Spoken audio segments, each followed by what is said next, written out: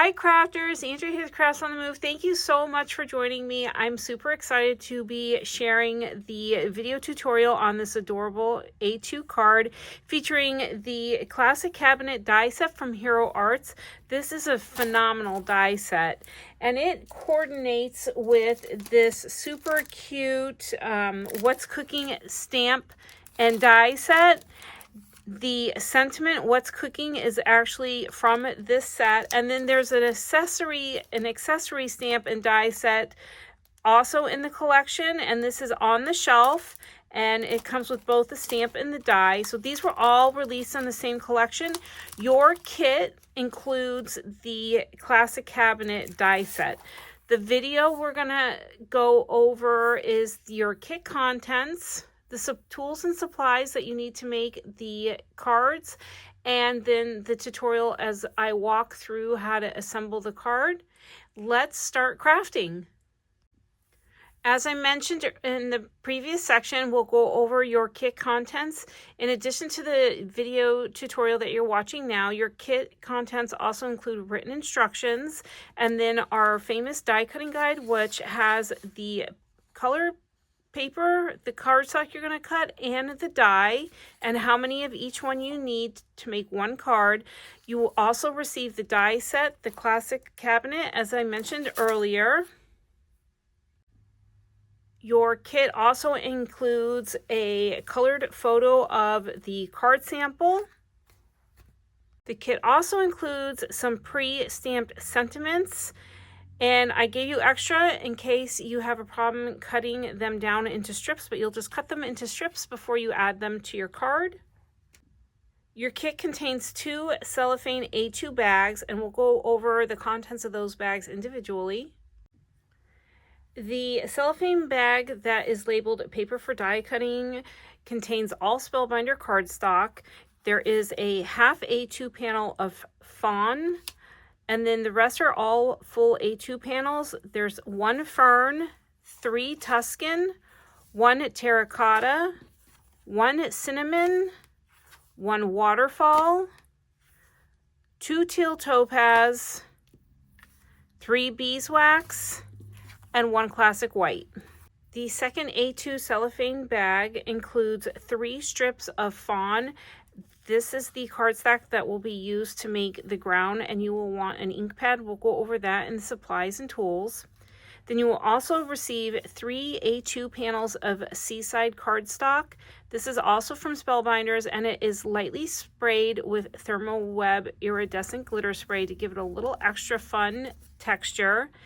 Then it includes 3 A2 top fold 110-pound card bases and 3 A2 envelopes.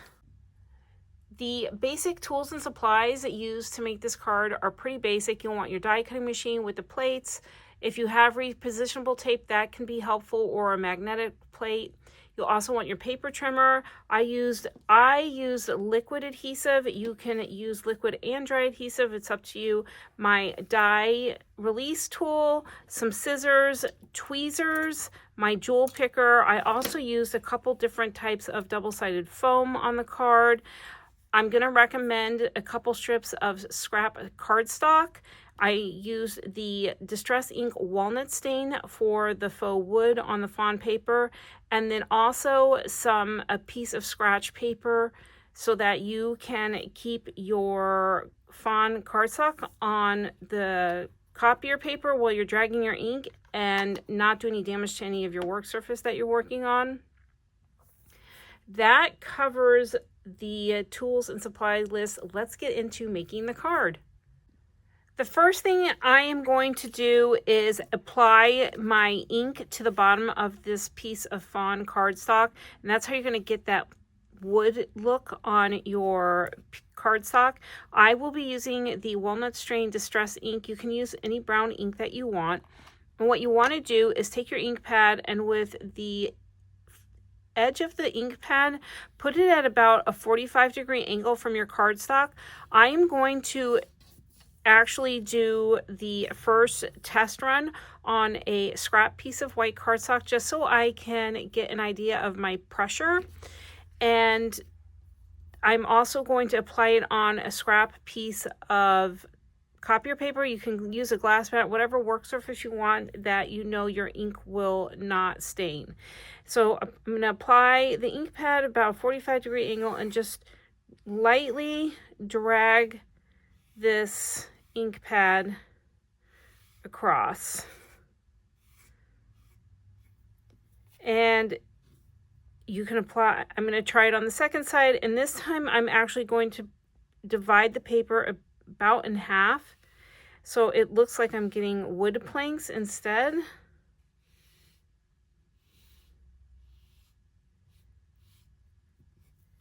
And there you have it. That's how you make your faux wood. If you have a cube, which this sample was actually made with a cube, you'll get a little bit thinner wood plank looking strips. So it just depends on what you have available and the look that you're going for. But as I mentioned, you can somewhat divide this strip up into half and drag it across.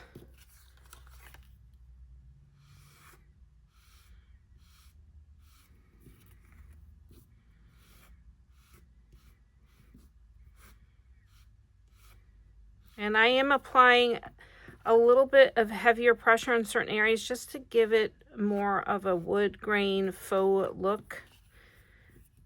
So it's not looking, so it doesn't look like it's been done by a machine. Love it, so pretty. So once you get that ink added to your fawn, you can set that aside to dry. And if you don't like the look that you have or your color, you can turn it over and apply it on the second side.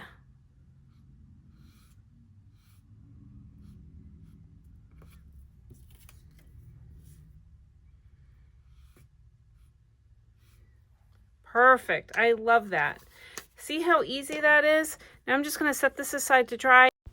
The first thing you're going to want to do is take your die cut detailed piece for the curio cabinet and flip it so that the front portion is down on your work surface, and you're going to start gluing most of your pieces to the back side of the curio cabinet. What you want to do is take that yellow strip and make the shelf for that top portion of the curio cabinet, and you're going to want to essentially take those two rectangles on the left and right and have them divided so they're equal portion. At this point, the top half of the curio should be divided into 4 equal windows. You see me moving that curio cabinet around, and what I'm doing is matching that shelf with the grid lines on my work surface to make sure that the shelf is even. Time to assemble the mixer and mixing bowl. I'm taking the small light blue mixing bowl and gluing that to the top of the mixer where the whisk is, and then I'll set that aside. Grab the large terracotta pot, and with the slit on top of the pot, you're going to slide in the stem of the monstera leaf and then set that aside. Time to get that smaller planted pot set. You're going to dab a little bit of glue behind the hanging plant and then attach that to your small terracotta pot and set that aside.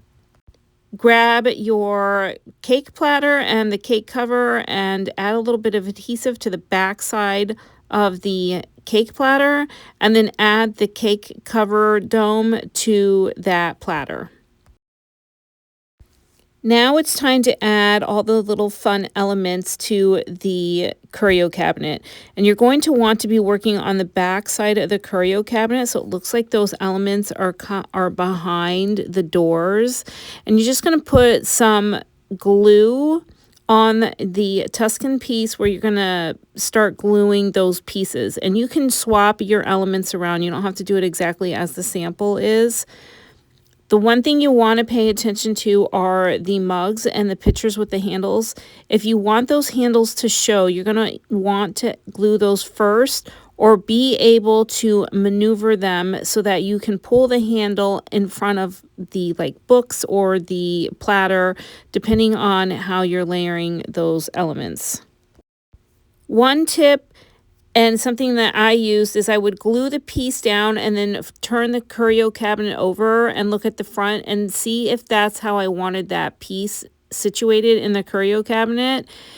Hopefully the glue allows you some work time and some wiggle room so that you can adjust your pieces if you want to move them around after you look at the front.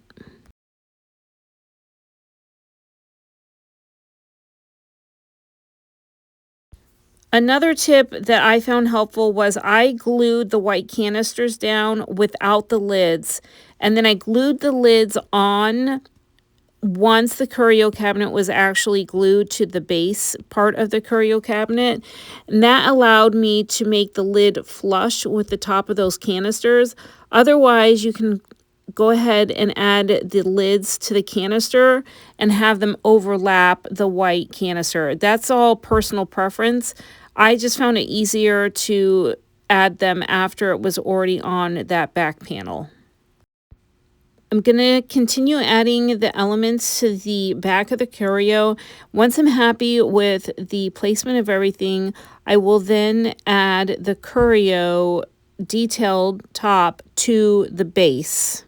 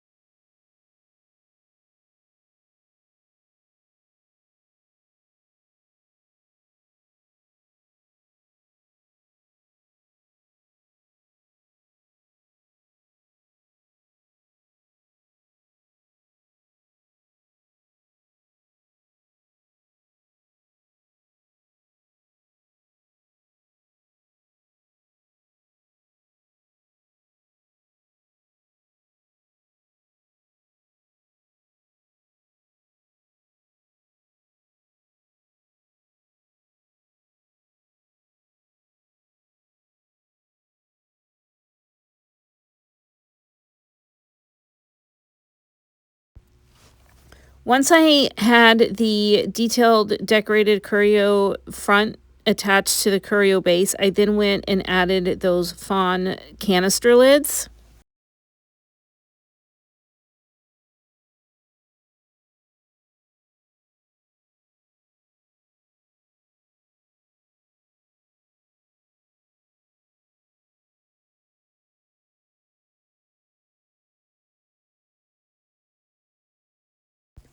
Time to add the handles to the cabinet, and in that bottom section, I added the handle towards the top, but in the packaging for their sample, they have it towards the bottom, and I actually like it towards the bottom better.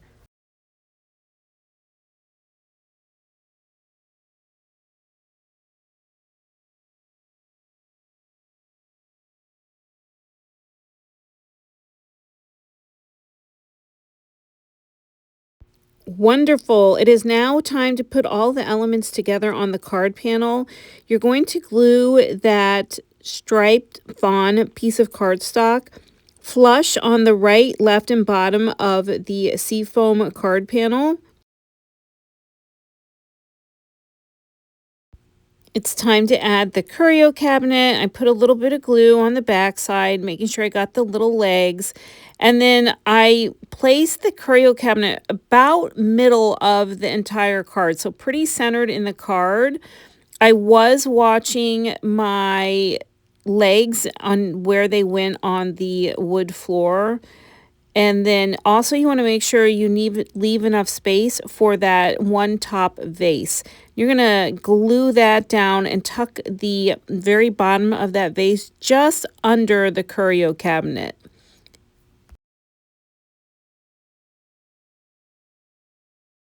The finishing touches are the last potted plant and the sentiment. You'll want to trim down your sentiment into strips And then I added a little bit of foam tape behind that potted plant to give it some dimension, and then glued it down to the curio cabinet.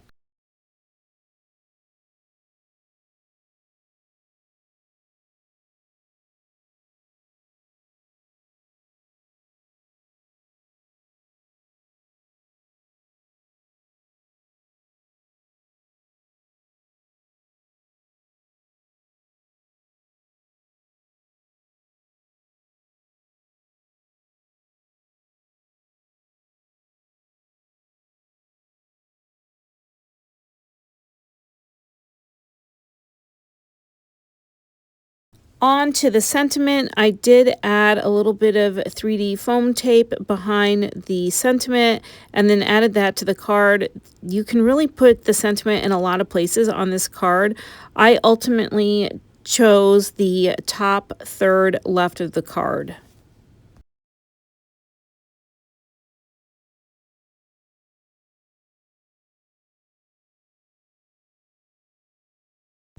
The last step is adding your A2 card panel to your card base.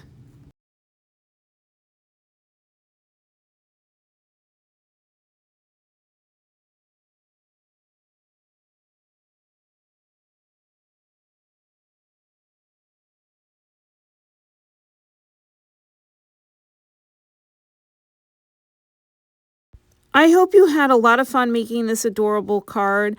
Until next time, happy card making.